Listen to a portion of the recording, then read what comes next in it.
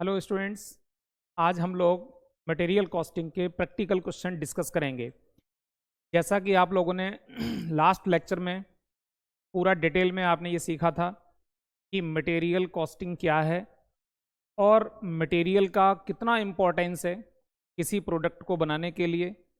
अगर हमारे मटेरियल की कॉस्ट कम होगी तो जाहिर सी बात है कि हमारा प्रोडक्ट सस्ता बन के तैयार होगा, और जितना सस्ता बन के प्रोडक्ट तैयार होगा सीधी सी बात है कि हम उतना ज़्यादा प्रॉफिट अर्न कर पाएंगे।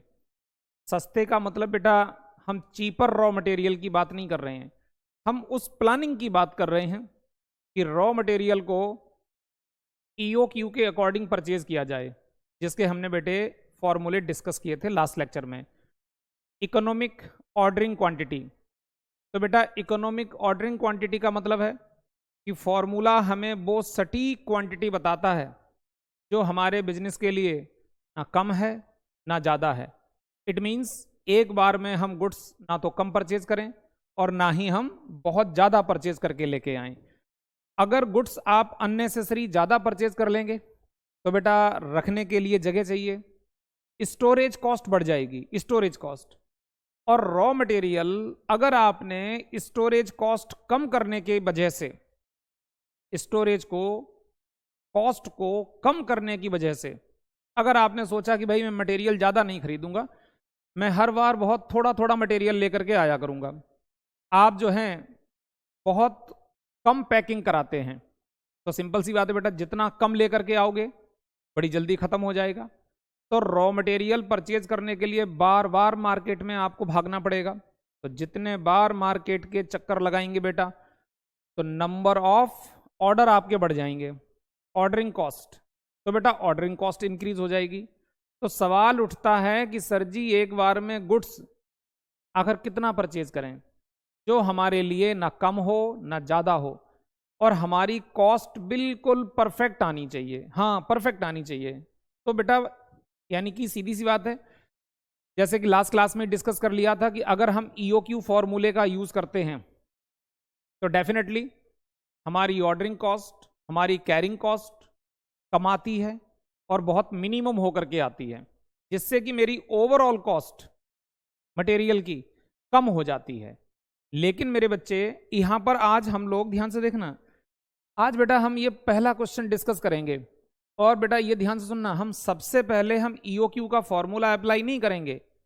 आपने कहा सर जी फिर क्या अप्लाई करोगे? मैंने कहा बेटा अगर पहली बार में ही मैंने फॉर्मूला अप्लाई कर दिया और फटाफट आंसर आ गया तो आपको क्या लगेगा? आपको लगेगा हाँ सर ठीक है, जस्ट नॉर्मल ही तो है, फॉर्मूला अप्लाई कर दिया आंसर आ गया। तो फॉर्मूले का क्या फायदा है, फॉर्मूले का क्या इंपॉर्टेंस है? तो फॉर्मूले का इंपॉर्टेंस आपको समझ में नहीं आएगा। तो ध्यान से सुनो, सबसे पहले बेटे, सबसे पहले हम यहां पर जो है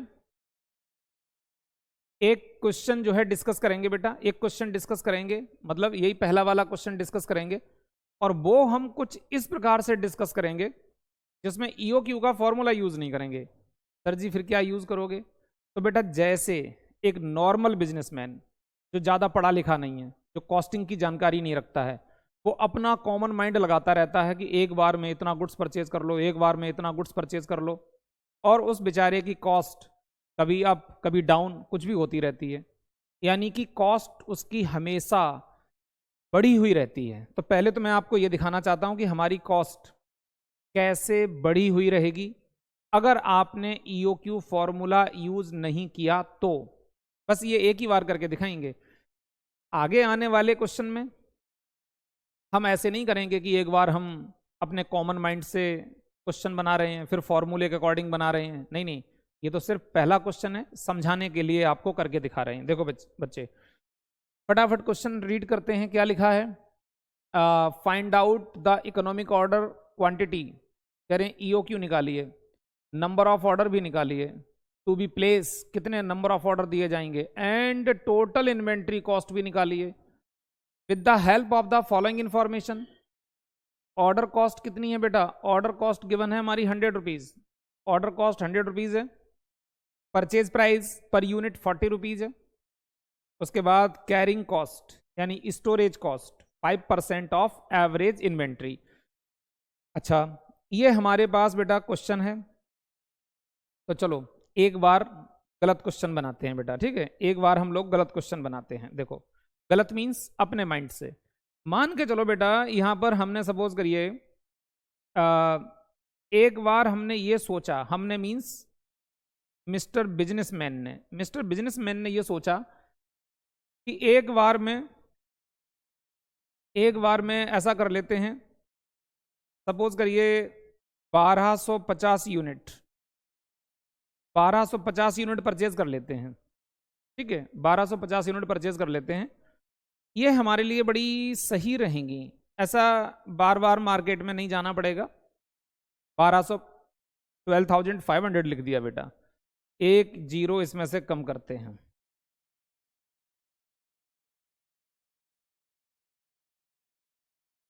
देखो तो यहां पर बेटा इन्हें परचेज करनी है, सपोज करिए फर्स्ट टाइम इन्होंने प्लान बनाया कि फर्स्ट टाइम हम 1250 यूनिट, ठीक है, 1250 यूनिट परचेज करना चाहते हैं। 1250 एक बार में 1250, 2500 जो इन्हें पूरे साल में चाहिए, इनकी रिक्वायरमेंट पूरी हो जाएगी। अब देखना बेटा क्वेश्चन कैसे बनेगा मेरे बच्चे, क्वेश्चन कैसे बनेगा, बड़े ध्यान से देखना बेटा। इसको मैं चलो यहां से बनाना चालू करता हूं। तो मेरे बेटे जैसे आपने स्टार्टिंग में आपने सीखा था, फॉर्मूले में सबसे पहले हम ईओक्यू लगाते हैं। ईओक्यू का मतलब एक बार में कितना माल खरीदा जाए।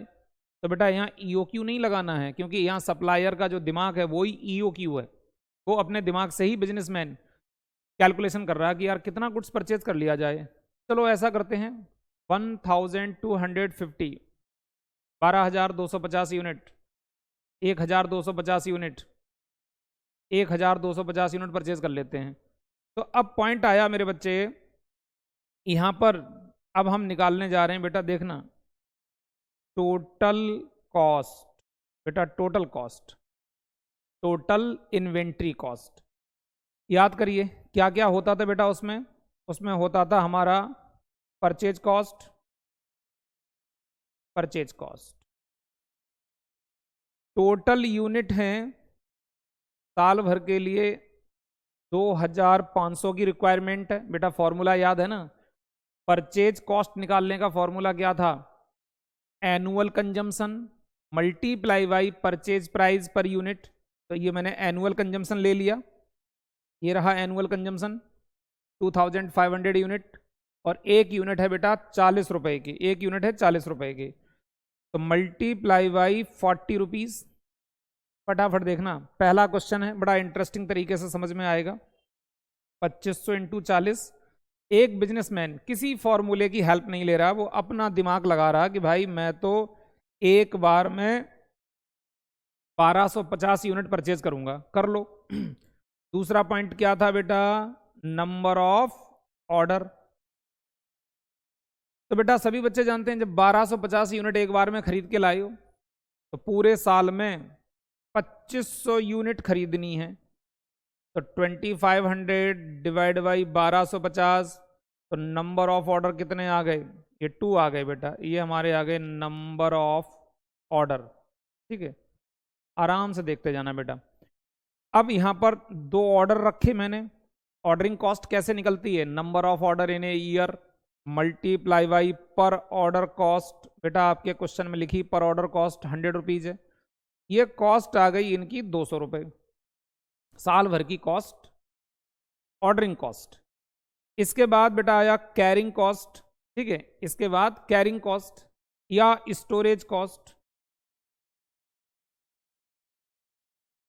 Storage cost. अब स्टोरेज कॉस्ट का फॉर्मूला क्या था बेटा, उसका फॉर्मूला था purchase in A time, purchase in A time multiply by carrying cost per unit और डिवाइड बाई 2। तो ठीक है बेटा, देखो हमने कैरिंग कॉस्ट तो अभी निकाली नहीं है, ये बेटा यहां पर निकाल देते हैं, ध्यान से देखना, ये इधर इस बीच में निकाल देते हैं। हमारा एक पीस में CC carrying cost per unit calculate करने जा रहा हूं बेटा, कैरिंग कॉस्ट पर यूनिट। आराम से देखो, एक पीस कितने का है, 40 रुपए का, कैरिंग कॉस्ट कितनी है 5% मेरे बेटे, तो 40 रुपए का 5% निकाला तो यानी कि ये बेटा आ गया हमारा 2 रुपए, ये कैरिंग कॉस्ट आ गई 2 रुपीज़ पर यूनिट। इसको मैं यहाँ फॉर्मूले में यूज़ करूँगा बच्चे, ठीक है, इसको फॉर्मूले में यहाँ पर यूज़ करने वाला हूँ। तो ये आया आपका स्टोरेज कॉस्ट, तो स्टोरेज कॉस्ट में फॉर्मूला आता बेटा मेरा purchase in A time 1250 multiply by 2 rupees divide by 2, तो चांस की बात ये सेम अमाउंट आ गया 1250। लो बेटा टोटल इन्वेंट्री कॉस्ट आ गई। आप कहोगे सर आपने तो ये बताया था कि ऑर्डरिंग कॉस्ट कैरिंग कॉस्ट दोनों बिल्कुल बराबर बराबर आती हैं। तो बेटा बराबर बराबर तब आती हैं जब हम EOQ फॉर्मूले का यूज करते हैं। तो वो फॉर्मूला मेरे को सटीक क्वांटिटी बताता है कि कितना गुड्स परचेज किया जाए। यहाँ तो बिजनेसमैन अपना दिमाग लगाने में लगा पड़ा है कि जाओ मार्केट चले जाओ 400 पीस ले आओ, 600 ले आओ, 800 ले आओ, 1000 ले आओ। तो आप अपने माइंड से कुछ भी परचेज कर रहे हैं, जिसकी वजह से कभी ऑर्डरिंग कॉस्ट इंक्रीज हो जाती है, कभी आपका जो है स्टोरेज कॉस्ट इंक्रीज हो जाती है, अल्टीमेटली हमारी टोटल कॉस्ट बढ़ करके आती है। देखो ये कितनी आई बेटा बढ़ करके, अब देखो दोनों में कितना डिफरेंस है, कहाँ 200 रुपए, कहाँ 1250 रुपए। ये वाली कॉस्ट आपकी बहुत ज़्यादा बढ़ गई। तो बेटा 1 लाख प्लस 200 प्लस 1250 ये हो गया 1,01,450, 1,01,450 ये कॉस्ट आ गई बेटा। ध्यान से सुनना। अब बिजनेसमैन बड़ा परेशान कह रहा है यार ये मेरी कॉस्ट कुछ ज़्यादा आ गई, देखो मेरी स्टोरेज कॉस्ट 1250 आ गई, लगता मैंने गुड्स बहुत ज़्यादा खरीद लिया, ज़्यादा गुड्स खरीदने के चक्कर में मेरी कॉस्ट बढ़ गई है। अब मैं एक काम करता हूँ, मैं गुड्स ज़्यादा नहीं खरीदूंगा, मैं गुड्स बहुत कम खरीदूंगा। तो मिस्टर बिजनेसमैन ने दोबारा से फिर प्लान बनाया और कह रहे हैं कि मैं तो एक बार में ऐसा करूंगा, मैं एक बार में 100 यूनिट लेके आऊंगा, केवल 100 यूनिट, बहुत कम लेके आऊंगा, 100 यूनिट ओनली एक बार में परचेज करूंगा। बस मुझे गुड्स को स्टोर करने के लिए बहुत बड़ी जगह की जरूरत नहीं पड़ेगी। हमने कहा चलो ठीक है, ये भी देख लेते हैं कि ये अपनी कहीं ना कहीं सेटिंग बिठाने में लगे हैं कि किसी तरह से मेरी कॉस्ट कम आ जाए। अब पढ़े लिखे हैं नहीं, कॉस्टिंग पढ़ी नहीं, EOQ का ज्ञान नहीं है, तो कहीं ना कहीं तो बेटा प्रॉब्लम आएगी। इसलिए कहा जाता है कि हमें अच्छी एजुकेशन लेनी चाहिए। बहुत से लोग कहते हैं कि अरे भाई एजुकेशन का क्या होगा, आजकल नौकरी तो लगती नहीं, जॉब तो लगती नहीं है। तो बेटा सिर्फ जॉब के लिए ही थोड़ी पढ़ा जाता है। अरे जॉब लग जाए अच्छी बात है, जॉब ना लग जाए तो आपके पास अच्छा माइंड होगा, अच्छी नॉलेज होगी, आप लाइफ में कोई भी बिजनेस करेंगे तो आपका माइंड काम करेगा, क्योंकि आपने बड़ी सारी बुक्स स्टडी की हैं, ठीक है, मैनेजमेंट की बुक्स आपने मान लीजिए पढ़ी है, कॉस्टिंग पढ़ी है, टैक्स पढ़ा है और तमाम सब्जेक्ट, ये हमें नॉलेज देते हैं बेटा। चलो तो अब बात आती, देखते हैं जरा इनकी। अब टोटल कॉस्ट कितनी आती है, टोटल इन्वेंट्री कॉस्ट हम बेटा ये कैलकुलेट करने जा रहे हैं, ठीक है, टोटल इन्वेंट्री कॉस्ट कैलकुलेट करने जा रहे हैं। देखो बच्चे, तो हमारा यहां पर पहला पॉइंट आता है purchase cost.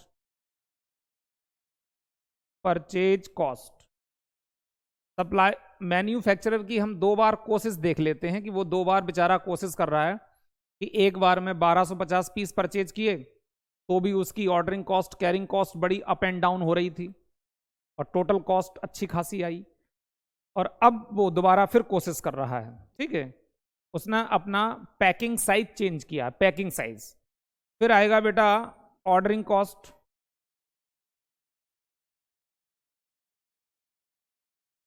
Cost,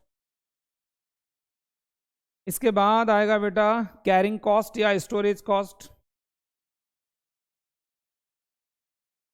carrying cost या स्टोरेज कॉस्ट।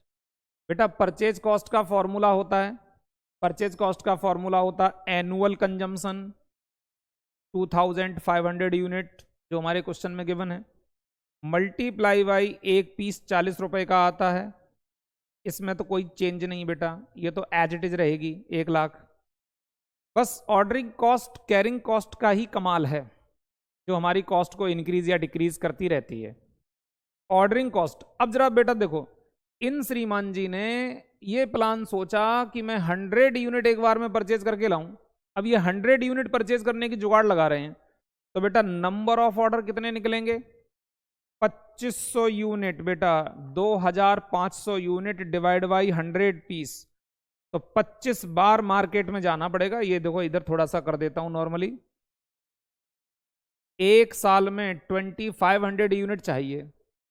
एक बार में 100 यूनिट परचेज करके लाते हो मार्केट से, तो 100 यूनिट 100 यूनिट 100 यूनिट मार्केट में बेटा कितने बार जाना पड़ेगा? 25 बार जाना पड़ेगा माल खरीदने के लिए। तो बेटा नंबर ऑफ ऑर्डर आ गए इनके 25। एक ऑर्डर है 100 रुपीज़ का, एक ऑर्डर है 100 रुपीज़ का, एक बार मार्केट में जाने में 100 रुपीज़ खर्च होते हैं, तो बेटा 2500 का तो ये खर्चा आ गया सीधा सीधा। अब बात आई स्टोरेज कॉस्ट। हाँ, माल कम खरीदा है तो जाहिर सी बात स्टोरेज कॉस्ट कम आएगी। 100 unit multiply by carrying cost 2 रुपया per unit divide by 2, chance की बात ये 100 रुपीज़। टोटल किया 1,02,600 रुपये बेटा, 1,02,600 रुपये, ये आ गई टोटल कॉस्ट। अब बिजनेसमैन बड़ा कंफ्यूज, कह रहा है यार अभी तो मेरी कॉस्ट आ रही थी 1,01,000, ठीक है, अभी तो मेरी कॉस्ट आ रही थी 1,01,000, और कह रहा है कि अब तो मेरी कॉस्ट थोड़ी सी और ज़्यादा बढ़ गई। ठीक है, देखो ये पहले कॉस्ट कितनी आ रही थी? 1,01,450, और अब कितनी आने लगी? 1,02,600 रुपये। कह रहा है ये तो और ज़्यादा इंक्रीज हो गई। अरे मैं क्या करूं, मैं कितना गुड्स परचेज करूं जिससे कि मेरी कॉस्ट थोड़ी मिनिमम हो जाए और मेरी ordering cost carrying cost up and down बिल्कुल भी ना हो। देखो यहाँ कितना डिफरेंस है, आप देख रहे हैं आपकी ऑर्डरिंग कॉस्ट कितनी है? 2500, कितनी ज़्यादा इंक्रीज हो गई, जबकि पिछले एग्जाम्पल में मात्र 200 रुपये थी। और कैरिंग कॉस्ट कितनी है? 100 रुपीज़। ये चलो काफ़ी कंट्रोल में है, लेकिन दूसरी कॉस्ट बहुत ज़्यादा बढ़ गई। इस वजह से ओवरऑल हमारी टोटल कॉस्ट बहुत ज़्यादा बढ़ गई। तो मैं कैसे कंट्रोल करूं? तो बेटा इसी बात के लिए बना है EOQ का फॉर्मूला। EOQ का फॉर्मूला कहता है, आप अपना दिमाग मत लगाइए, आप फॉर्मूले का यूज करिए। फॉर्मूला आपको बताएगा कि एक बार में गुड्स कितना परचेज किया जाए।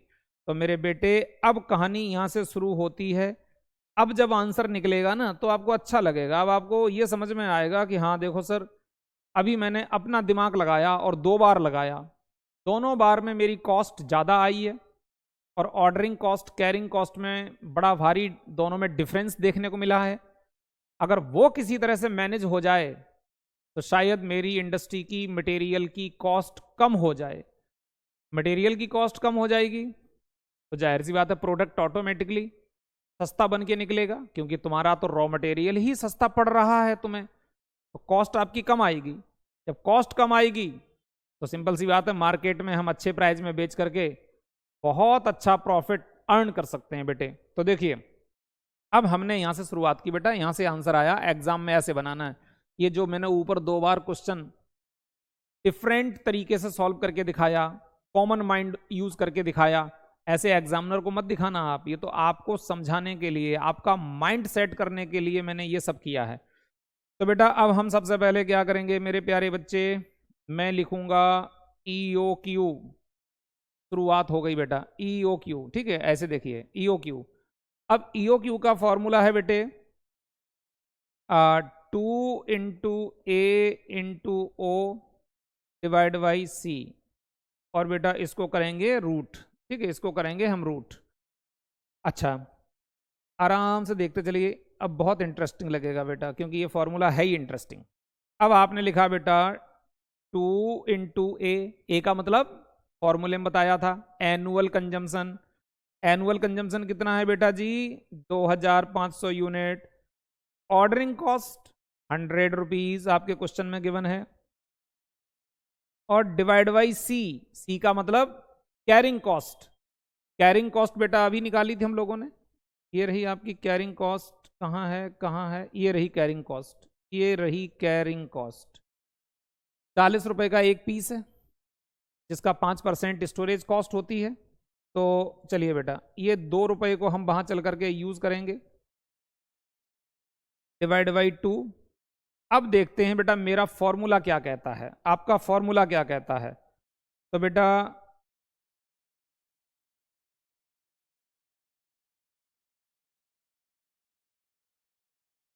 देखो बेटा, इसको हमने रूट किया, 2 इंटू 2500 इंटू 10 रुपीज, 10 नहीं, ऑर्डरिंग कॉस्ट तो 100 है भाई। देखो आप देख रहे हैं कि 100 की जगह 10 हो गया।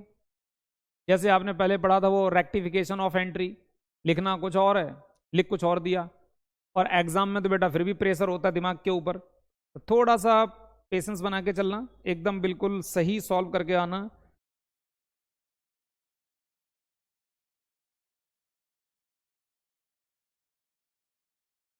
बेटा इसको रूट किया, ये आ गया हमारा 500 यूनिट।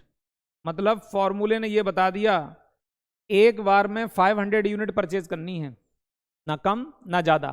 जबकि अभी हम क्या कर रहे थे, अभी हमने एक बार ट्राई किया था 1250 यूनिट परचेज करके, फिर एक बार ट्राई किया था हमने 100 यूनिट परचेज करके, लेकिन कहीं पर भी तसल्ली नहीं मिली, कॉस्ट ज़्यादा आई। अब फॉर्मूले की बात मानेंगे, ठीक है। जैसे कई बार होता ना बेटा कि बड़े सारे काम आप अपने दिमाग से करते हो, भाई बच्चों में होता है, बच्चों को लगता है कि भाई अब हम थोड़े बड़े हो गए और अब तो हमारे अंदर ज्ञान बहुत आ गया, हमें नहीं सुननी मम्मी पापा की कोई बात, हम अपना दिमाग यूज़ करेंगे। तो जाहिर सी बात है बेटा, उन लोगों के पास लाइफ का बड़ा अच्छा एक्सपीरियंस है, तो कई बार हम ऐसे काम करते हैं जो उनकी बात नहीं सुनते हैं, अपनी मर्जीज करते हैं। मर्जीज करते हैं तो फिर बेटा हमें कॉस्ट झेलनी पड़ती है, समझ रहे हैं ना, कॉस्ट यानी कहीं ना कहीं हमें परेशानी हो जाती है। फिर समझ में आता है कि यार पेरेंट्स ठीक ही कह रहे थे, उनकी बात माननी चाहिए, उनके एक्सपीरियंस को हमें यूज़ करना चाहिए, तो हम लाइफ में सब कुछ अच्छा अच्छा अचीव करेंगे। चलो बेटा, तो अब देखो 500 यूनिट हमारे पास आ गई कि ये हमें परचेज करनी है एक बार में। अब बेटे जी दूसरा पॉइंट क्या होता है, दूसरा पॉइंट होता है नंबर ऑफ ऑर्डर निकालिए, नंबर ऑफ ऑर्डर। तो नंबर ऑफ ऑर्डर का बेटा फॉर्मूला आपको मालूम है, एनुअल कंजम्पशन क्या होता है बेटा, एनुअल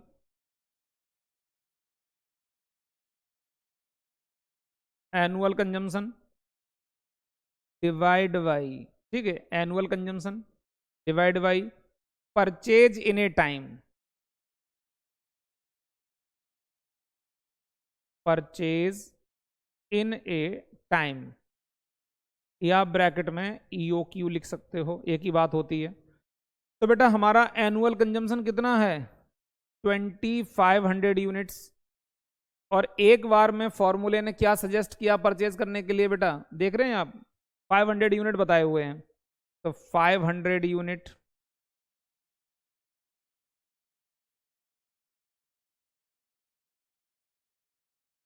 चलो इसको सॉल्व किया बेटा, तो हमारे पास इसको हमने तो ये आंसर आया बेटा जी 5 टाइम्स। इस साल भर में हमें ऑर्डर कितने देने पड़ेंगे, 5 ऑर्डर देने पड़ेंगे, 5 ऑर्डर देने पड़ेंगे। अब हम पहुंच गए बेटा तीसरे स्टेप पे। तीसरा स्टेप ही अपना एक तरह से लास्ट स्टेप होता है। यहां पर क्या कैलकुलेट करते हैं, total inventory, total inventory cost. चलिए बेटे, टोटल इन्वेंट्री कॉस्ट निकालने में, टोटल इन्वेंट्री कॉस्ट निकालने में हम क्या क्या काम करते हैं। एक तो बेटा हम निकालते हैं परचेज कॉस्ट, परचेज कॉस्ट। अब बेटा एग्जाम में ध्यान रखना, एग्जाम में यहां पर परचेज कॉस्ट का पूरा फॉर्मूला लिखा जाएगा, मैं नहीं लिख रहा यहां, मैं सिर्फ एक्सप्लेन कर रहा हूं, आप लिख करके आना।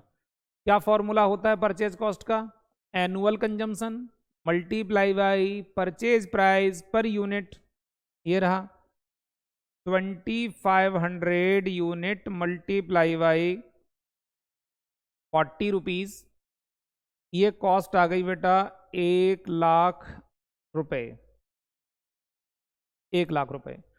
इसके बाद बेटा फिर हमारा दूसरा पॉइंट आया ऑर्डरिंग कॉस्ट। ऑर्डरिंग कॉस्ट कि भाई साल भर में माल मंगाने में ऑर्डरिंग कॉस्ट हमारी कितनी आएगी, कितने बार ऑर्डर दिए जाएंगे। तो बेटा अभी देखो आपने ये ऑर्डर निकाल करके रखे हुए हैं ऊपर 5 टाइम्स। ऑर्डर कितने हैं? 5 ऑर्डर। एक ऑर्डर की कॉस्ट कितनी है आपकी? 100 रुपीज़। तो बेटा साल भर में कितना खर्चा आएगा? 500 रुपीज़ का। ठीक है जी। इसके बाद मेरे बेटे फिर आया कैरिंग कॉस्ट। कैरिंग कॉस्ट कि गुड्स को गोडाउन में स्टोर करने का कितना खर्चा आ रहा है, गुड्स को गोडाउन में स्टोर करने का कितना खर्चा आएगा। तो बेटा यहाँ पर फॉर्मूला हमारा क्या रहता है? यहाँ पर फॉर्मूला रहता है परचेज इन ए टाइम, जो एक बार में खरीदा गया। तो फॉर्मूला कह रहा है एक बार में 500 यूनिट खरीदिए, ठीक है, multiply by carrying cost per unit 2 रुपये डिवाइड बाई 2, और ये रहा बेटा 500 रुपीज़। और ये रही मेरे बेटे टोटल कॉस्ट कितनी? 1,00,000 और 1,000। ठीक है,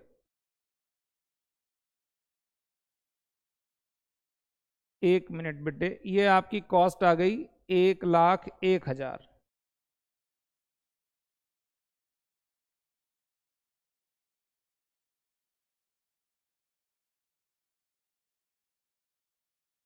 एक बार आंसर चेक करते हैं बच्चे। आंसर में देखते हैं कि कॉस्ट हमारी लिखी हुई है, बिल्कुल सही है। आंसर देखिए बेटा 1,00,000 1,000 हमारी टोटल कॉस्ट आ गई। और आप यहाँ पर देख रहे हैं कि हमारे पास जो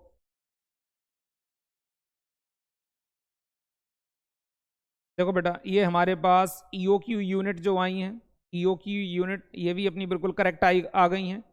नंबर ऑफ ऑर्डर भी 5 टाइम्स दिए हुए हैं, ठीक है, वो भी अपने बिल्कुल करेक्ट आ गए। और उसके बाद आपकी जो टोटल कॉस्ट आनी थी 1,00,000 1,000 हमारी कॉस्ट भी आ गई बेटा पूरी करेक्ट। ये रहा आपका क्वेश्चन।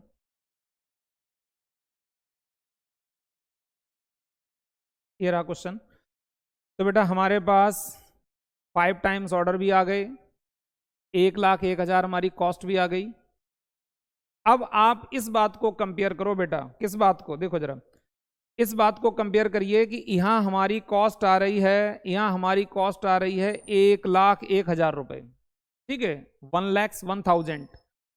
और हमारा ऑर्डरिंग कॉस्ट और स्टोरेज कॉस्ट दोनों बिल्कुल बराबर बराबर आ रहे हैं। यही तो ईओक्यू फॉर्मूले का खास बेनिफिट है।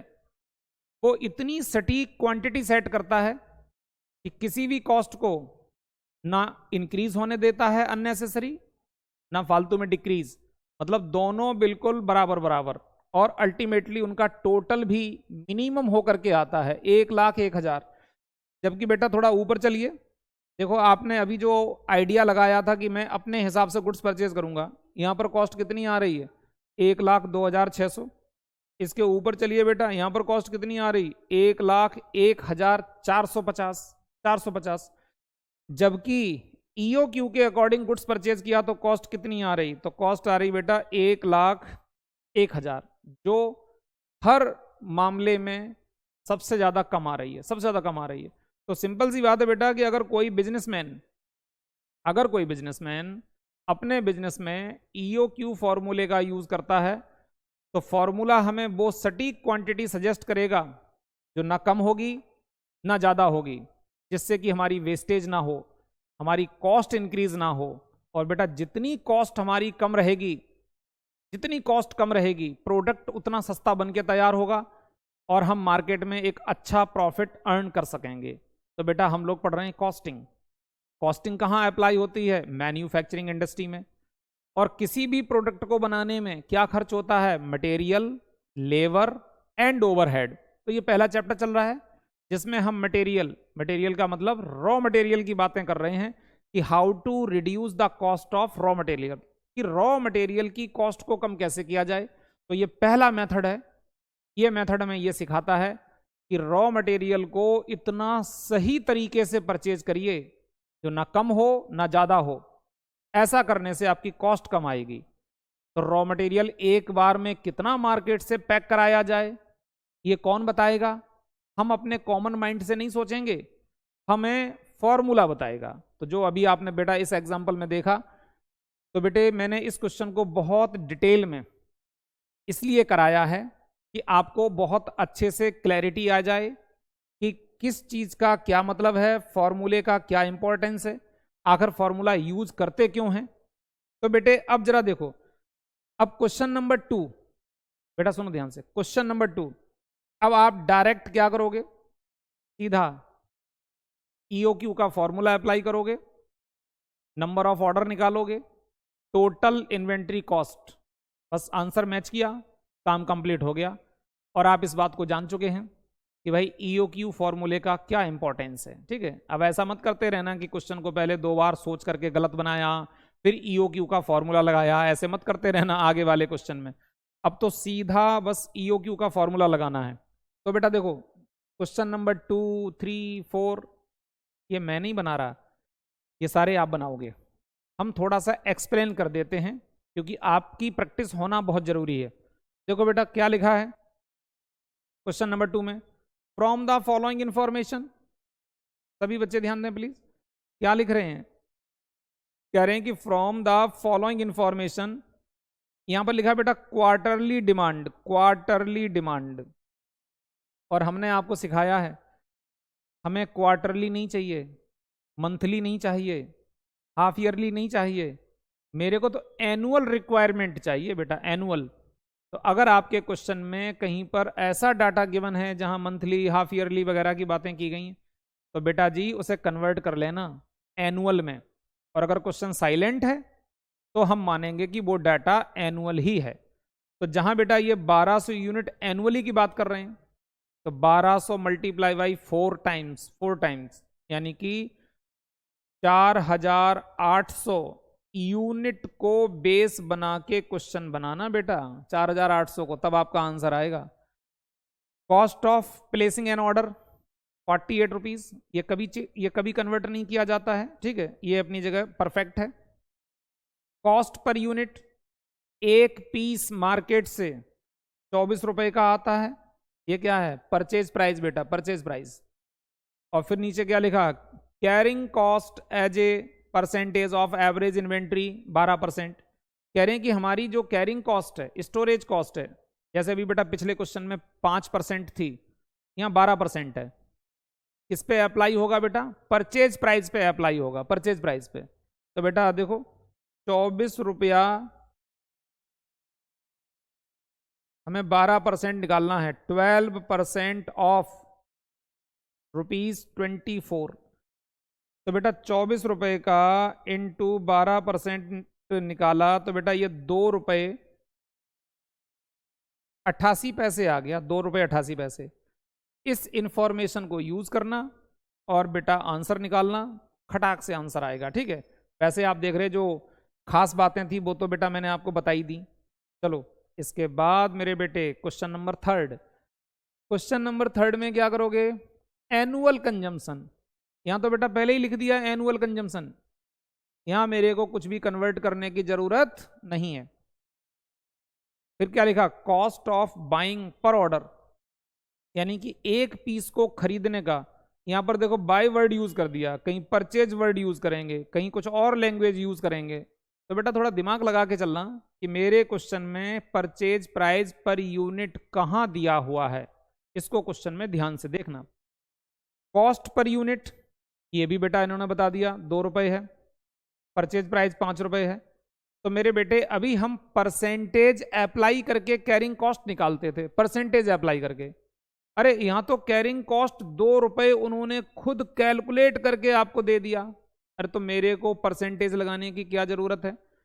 तो बेटा अगर कैरिंग कॉस्ट क्वेश्चन में वैल्यू के रूप में साफ गिवन है तो बड़ी अच्छी बात है, आपका काम आसान हो गया, आपको मेहनत नहीं करनी।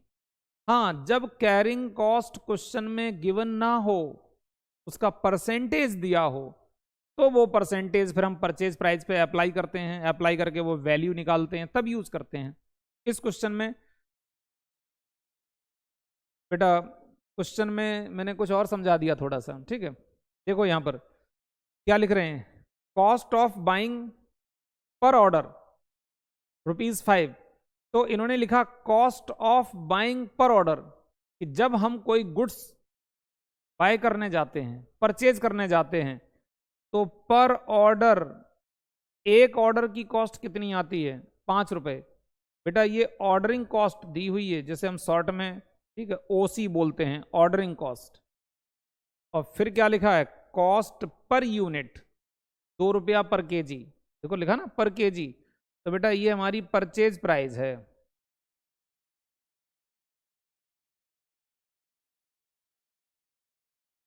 परचेज प्राइस है,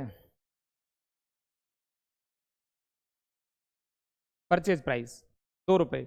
नीचे लिखा बेटा स्टोरेज एंड कैरिंग कॉस्ट 8%, ये 8% है। ये किस पे अप्लाई होगा, ये होगा परचेज प्राइस पर यूनिट। तो देखो बेटा परचेज प्राइस वर्ड यूज नहीं किया, जो अभी इतनी देर से हम लोग डिस्कस कर रहे थे कि ऐसा तुम्हारे क्वेश्चन में आ सकता है। देखो इसी क्वेश्चन में आ गया, उन्होंने परचेज प्राइस बाइंग कॉस्ट ऐसा लिखा ही नहीं, उन्होंने सीधा ये लिख दिया कॉस्ट पर यूनिट, तो ये परचेज प्राइस हो गई। और मान लीजिए बेटा उन्होंने यहाँ पर 8% दिया, सपोज करो क्वेश्चन में वो देते नहीं 8%, वो सीधा लिख देते कैरिंग कॉस्ट ₹1.50 पर यूनिट, तो ठीक है। जब उन्होंने बता दिया ₹1.50 पर यूनिट है, तो हम उसी को यूज कर लेंगे, उसी को यूज कर लेंगे। बट यहाँ तो बेटा हमें निकालना पड़ेगा, हमारा ₹2 का एक आइटम है जिसके मेंटेनेंस पे 8% की कॉस्ट आती है। तो बेटा अब यहाँ पर ₹2 का 8%, ये आया मेरे बेटे 16 पैसे, ये आया बेटा 16 पैसे, 16 पैसे। तो जब फॉर्मूला अप्लाई करोगे 2 into A into O divide by C, तो नीचे डिवाइड बाई सी कितना आएगा, 16 पैसे। फिर उसको अच्छे से कैलकुलेट करना, फिगर को मल्टीप्लाई करना, फिर डिवाइड करना, फिर रूट करना, और रूट करते ही बेटा मेरे हिसाब से आपका EOQ जो आंसर में गिवन है 500 यूनिट, ये बिल्कुल बेटा जी डेफिनेटली आना चाहिए। फिर नंबर ऑफ ऑर्डर, फिर क्या लिखा, फ्रीक्वेंसी ऑफ ऑर्डर। कह रहे ये बताओ फ्रीक्वेंसी, एक साल में कितने बार ऑर्डर देना पड़ेगा, एक साल में। तो बेटा मैंने आपको फॉर्मूले में कहीं डिस्कस किया है, जब हम टाइम गैप निकालते हैं, टाइम गैप, तो फॉर्मूला क्या रहता है, month in a year, month in a year यानी 12 महीने, divide by number of order, divide by number of order. इससे डिवाइड करोगे जो भी आंसर आएगा, ठीक है। जैसे मान लीजिए बेटा मैं ऐसे ही एज्यूम कर लेता हूं, अभी मैं सॉल्व नहीं कर रहा हूं, ये आप ही सॉल्व करोगे कि सपोज करिए एक साल में 12 महीने, तुम्हारे ऑर्डर आ गए, मान लो 4 ऑर्डर आ गए, 4 ऑर्डर आ गए, तो बेटा ऐसे 12 महीने में 4 बार गुड्स परचेज करने जाएंगे, तो ये यहाँ पर जो है टाइम गैप कितना आ गया, 3 मंथ, कितना आ गया, 3 मंथ।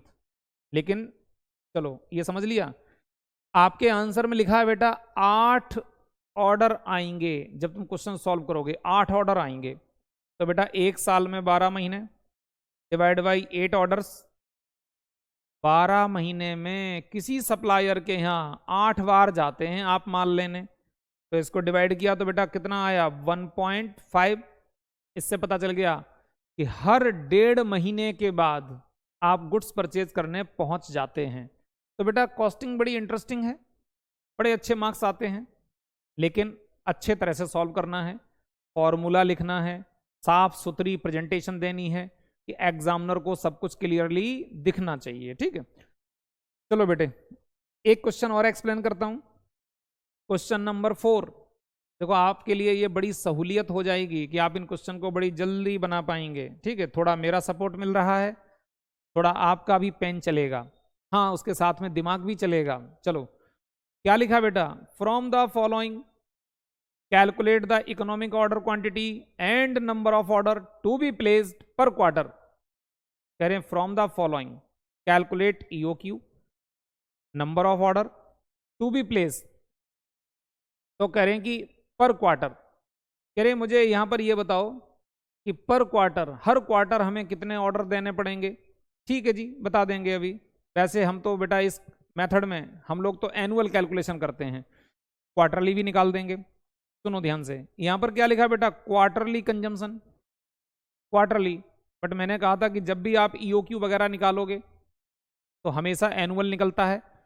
तो क्वार्टरली कंजम्पशन यहां पर गिवन है 2000 kilo, 2000 KG of raw material. तो 2000 मल्टीप्लाई बाई 4 टाइम्स। तो बेटा ये हमारा डाटा हम कन्वर्ट कर रहे हैं, डाटा कन्वर्ट कर रहे हैं। तो हमें 8000 किलो माल चाहिए होगा, 8000 किलो साल भर में। Cost of placing an order, ठीक है जी, क्वेश्चन में गिवन है ordering cost. Cost per unit, बेटा ये हमारी परचेज प्राइस आ गई, ये परचेज प्राइस आ गई। उसके बाद क्या लिखा, storage cost 80% on average inventory. ये तो बहुत ज्यादा दे दिया, कह रहे हैं 80%। एक बार को बेटा मैं ऐसे रफली चेक करके देख लेता हूं कि ईओक्यू सही आ रहा 80% से, ट्राई करते हैं पहले। तो बेटा हम अगर मैं कैरिंग कॉस्ट निकालूं, अगर मैं सीसी निकालूं कैरिंग कॉस्ट पर यूनिट, तो कैसे निकलता है। परचेज प्राइस है बेटा मेरा 4 रुपए, और 4 रुपए का 80% निकालूंगा तो ये तो बेटा 3 रुपया 20 पैसा, ये तो 3 रुपया 20 पैसा आ गया मेरा कैरिंग कॉस्ट। ठीक है, एक बार फॉर्मूले में यूज करके देखता हूं बेटा। 2 इंटू ए का मतलब 8000, इंटू ओ का मतलब 50। इसको किया बेटा मैंने रूट, ठीक है, इसको किया मैंने रूट। तो यहां पर जो है आपका क्वार्टरली कंजम्पशन, तो यानी कि 2 into 8000, cost of placing one order ₹50, और ठीक है, इसके बाद बेटा डिवाइड बाई हमने सी किया, डिवाइड बाई सी 3 रुपये 20 पैसे, 3 रुपये 20 पैसे। और अब बेटा मैंने इसको किया रूट। ये मेरा बेटा बिल्कुल करेक्ट आंसर आ रहा है, आप लोग बनाना, ठीक है, क्योंकि 80% देख के ऐसा लग रहा था कि ये तो कैरिंग कॉस्ट बहुत ज़्यादा आ रही है 80% किसी प्रोडक्ट की, रॉ मटेरियल को स्टोर करने का बड़ा भारी खर्चा आ रहा है 80%, कहीं ये 8% तो नहीं है। तो अपना क्वेश्चन गलत नहीं है, क्वेश्चन बिल्कुल एकदम करेक्ट है, एग्जामिनर ने जैसा दिया है। वैसे भी बेटा जैसे मैंने बताया कि अपने नोट्स में मोस्ट ऑफ क्वेश्चन अच्छी अच्छी यूनिवर्सिटी के एग्जाम में आए हुए क्वेश्चंस हैं ये। तो बेटा इन क्वेश्चन को अच्छे से बनाओ, बहुत बढ़िया मार्क्स आएंगे। किसी भी राइटर की कोई भी बुक लेने की जरूरत नहीं है, ठीक है। चलो बेटा, अब हमने चेक करके देख लिया ईओक्यू सही आ रहा है। जब ईओक्यू सही आएगा तो नंबर ऑफ ऑर्डर भी सही आएंगे, उसके बाद आपकी टोटल कॉस्ट भी आएगी सही। लेकिन बेटा देखो मैंने टोटल कॉस्ट का इसमें आंसर लिखा है, ऊपर जैसे बच्चा सोचे सर ऊपर तो कहीं लिखा नहीं है कि टोटल इन्वेंट्री कॉस्ट निकालिए। अरे तो क्या हुआ, एक स्टेप ज्यादा कैलकुलेट कर लो, थोड़ी नॉलेज बढ़ेगी, ठीक है। ये सारे आंसर निकालोगे बेटा, सारे आंसर। इसके बाद मेरे बच्चे मैं फटाफट एक क्वेश्चन और एक्सप्लेन कर देता हूं आपके लिए। एक क्वेश्चन नंबर 5 में दिखा है, यहां पर क्वेश्चन नंबर 5 में दिया है बेटा, a manufacturer requires 800 unit of a certain components monthly. लो बेटा मंथली आ गया, और हमें क्या चाहिए एनुअली। तो बेटा 800 इंटू 12 मंथ यानी कि 9600, ये आपका रॉ मटेरियल आ जाएगा जो फॉर्मूले में जाएगा। This is currently purchase from a regular supplier, ठीक है। पर एक पीस कितने का आता है बेटा, एक पीस कह रहे हैं 50 रुपए का आता है, 50 रुपीज का। The cost of placing an order, और बेटा जी ऑर्डरिंग कॉस्ट कितनी है, ऑर्डरिंग कॉस्ट है 60 रुपए पर ऑर्डर, 60 रुपए। याद रखना बेटा एनुअल कंजम्पशन उसे कन्वर्ट किया जाता है, कभी कभी कैरिंग कॉस्ट को भी कन्वर्ट किया जाता है, लिखा रहेगा क्वेश्चन में कैरिंग कॉस्ट 5% पर मंथ। जब एक महीने की 5% है तो 12 महीने की कितनी हो जाएगी 60%, तब जाकर के उसे फॉर्म मतलब परसेंटेज को मल्टीप्लाई करके आप कैरिंग कॉस्ट निकालोगे। लेकिन जो अपना ये ऑर्डरिंग कॉस्ट है ना, ऑर्डरिंग कॉस्ट ये कभी कन्वर्ट नहीं होता है। अगर लिखा है 40 रुपए ऑर्डर कॉस्ट है, 60 रुपीज ऑर्डर कॉस्ट है, तो वो यही रहेगा, बस इसको मल्टीप्लाई करना होता है नंबर ऑफ ऑर्डर में, नंबर ऑफ ऑर्डर में, ठीक है। इसके बाद क्या लिखा बेटा, एनुअल कैरिंग कॉस्ट इज ₹5 पर पीस।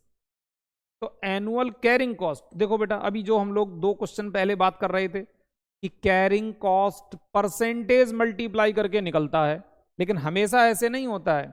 यहां लिखा है ना बेटा क्या, कैरिंग कॉस्ट ₹5। एग्जामिनर ने बेटा इस क्वेश्चन में 5 रुपए की कैरिंग कॉस्ट आपको बता दी कि 5 रुपए की कैरिंग कॉस्ट है, तो अब बस 5 रुपए है तो है। अब मेरे को कुछ भी नहीं करना, सीधा फॉर्मूले में डिवाइड बाई सी, तो सी की जगह पर बेटा मेरे को ये 5 रुपए पुट करने हैं। और आगे क्या लिखा, what is economic order quantity for placing order, कह रहे हैं कि ईओक्यू निकालिए। तो कई बार ऐसे ईओक्यू बोल देते हैं कि ईओक्यू निकालिए, जबकि देखो बेटा यहाँ आंसर सबके दिए हुए हैं। तो एग्जाम में भी मैं समझता हूं कि अगर बेटा मान लो ये क्वेश्चन आ जाए और अगर वो 2 मार्क्स का क्वेश्चन हो, कैलकुलेट ईओक्यू 2 मार्क्स, तब तो समझ में आता है कि यार बड़े छोटे कम मार्क्स का क्वेश्चन आया है, ईओक्यू निकालो छोड़ दो। अगर ये क्वेश्चन 5 मार्क्स में, 8 मार्क्स में, 10 मार्क्स में आता है, तो फिर बेटा ये एक अपनी हैबिट बना लो कि हमें ये 3-4 आइटम सॉल्व करके देने हैं। क्या, EOQ, number of order, total inventory cost. ठीक है, तो चलो बेटा, तो यहां पर इन्होंने लिखा what is the economic ordering quantity, ठीक है, फॉर प्लेसिंग एन ऑर्डर। अच्छा, इसके बाद अब ये सारे आंसर आप ट्राई करेंगे बेटे, अपने आप ट्राई करेंगे, मैंने सारा एक्सप्लेन कर दिया है, बस इतना ही ध्यान रखना। जो 800 यूनिट हैं ये मंथली गिवन है बेटा, मंथली, तो 9600 यूनिट्स बेटा ये हमारा एनुअल मटेरियल आ जाएगा। इसको फॉर्मूले में यूज करना प्लीज।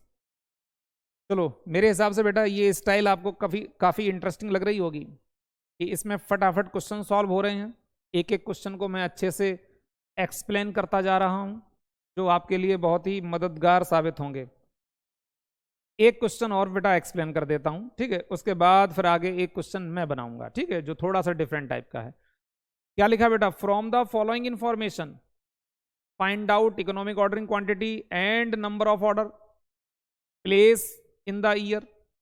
तो कह रहे हैं कि यहां पर जो है एनुअल कंजम्पशन दिया बेटा, एनुअल दिया है, परफेक्ट है, कुछ नहीं करना है। कॉस्ट पर ऑर्डर, एक बार ऑर्डर देते हैं, तो बेटा ये हमारी ऑर्डरिंग कॉस्ट गिवन है, ओसी जैसे शॉर्ट में बोलते हैं। एग्जाम में ऐसे ओसी मत लिखना, एग्जाम में पूरा लिख के दिखाना, जैसे अभी मैंने क्वेश्चन नंबर 1 पूरा लिख करके दिखाया, ऑर्डरिंग कॉस्ट, फिर उसके आगे फॉर्मूला भी लिखना, number of order multiply by पर ऑर्डर कॉस्ट, तब उसे मल्टीप्लाई करके एग्जामिनर को दिखाना अच्छे से बेटा। जितनी बढ़िया प्रेजेंटेशन दोगे उतने अच्छे मार्क्स आएंगे।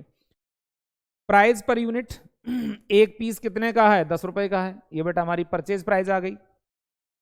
नीचे लिखा स्टोरेज कॉस्ट 30% है, तो 30% किसका बेटा, परचेज प्राइस का। लो यहां कर दिया 10 रुपए का 30% मेरे बेटे कितना आ जाएगा, 3 रुपए आ जाएगा। 10 रुपए का 30% 3 रुपए, ये हमारा divide by C, 2 into A into O divide by C, तो ये हमारा वहां कैरिंग कॉस्ट की जगह पुट किया जाएगा। और इस प्रकार से बेटा इसको ट्राई करना क्वेश्चन को, और ये क्वेश्चन कंप्लीट एकदम होगा आपसे, प्रॉपर तरीके से सॉल्व हो जाएगा। तो मेरे बच्चे, हम लोगों ने क्वेश्चन नंबर 1, 2, 3, 4, 5 और 6 तक, ठीक है, डिस्कस कर लिए। इन सभी क्वेश्चन की बेटा अच्छे से प्रैक्टिस करिए। नेक्स्ट लेक्चर में हम 1-2 डिफरेंट टाइप के क्वेश्चन सॉल्व करेंगे आपके लिए। तो मिलते हैं बेटा नेक्स्ट लेक्चर में।